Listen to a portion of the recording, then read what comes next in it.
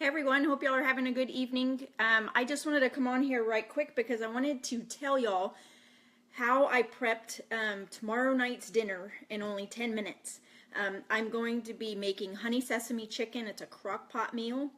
How I started with this is I buy my chicken in bulk. So when I buy them from the store, I have a scale and I weigh it out in 2-pound increments, and I put that in a freezer bag, and then I freeze it like that if I'm not ready to prep a crock pot meal right at that moment. So normally I do my prepping on Sunday evenings, but I couldn't get my act together enough to do it this past Sunday.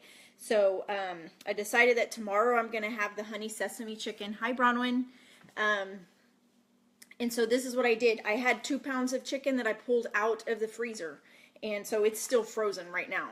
But the recipe calls for a small onion and 2 cloves of garlic. So I chopped up the onion, I minced the garlic, and put that in here in the bag with it. And then the recipe calls for, and I will post this recipe, but it calls for honey, soy sauce, which I use liquid aminos instead of the soy sauce, and then ketchup, which a low sugar version of ketchup is best, and then the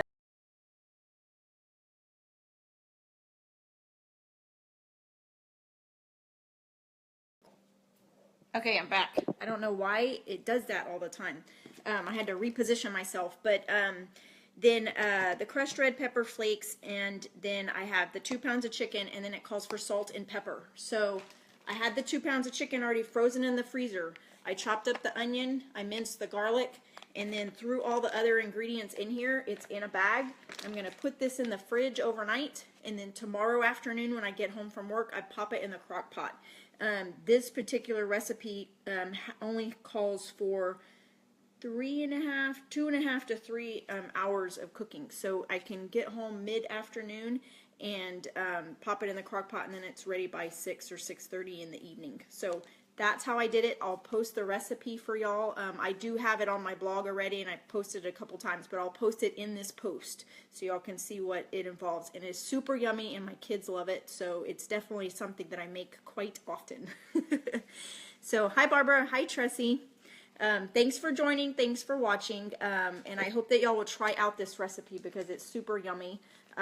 One of my kids, Cassidy, is the one, loves it to be spicy, so I actually add extra red pepper if I can, and it's often still not spicy enough for her. But that's how I do it, so y'all have a good evening.